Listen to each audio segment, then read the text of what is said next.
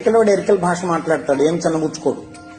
లంబాడి ఆయన లంబాడి భాష మాట్లాడతాడు, గుజరాతోడు గుజరాతీ మాట్లాడతాడు, పంజాబీ పంజాబీ మాట్లాడతాడు, తమిళోడు తమిళ్లో మాట్లాడతాడు. చిన్నబుచ్చుకోడు, వాడు హ్యాపీగా ఫీల్ అవుతాడు.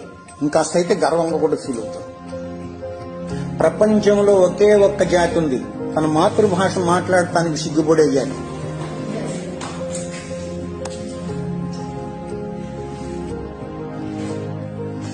ఏం చేయలేం. దేశ భాషలందు తెలుగు లెస్స ఎక్కడో విన్నాం, కృష్ణదేవరాయల కాలంలో ఎవడో అన్నాడని ఆయన అన్నాడు. దేశ భాషలందు కాదప్ప, ప్రపంచ భాషలందు తెలుగు లెస్స. ఎందుకో తెలుసండి, అన్ని అక్షరాలు ఉన్నటువంటి భాష ప్రపంచంలో లేదు, అన్ని విడి శబ్దాలు ఉన్నటువంటి భాష ప్రపంచంలో లేదు, అంత సుందరమైన భాష కూడా ప్రపంచంలో లేదు. అది నీకు అప్పనంగా ఊరికే దొరికింది. పాపం మన వాళ్ళు ఊరికినే దొరికి నీకు తీసుకోమని చాలా ధీమా కలిగిన వాళ్ళు కదా, దాన్ని వదిలేసి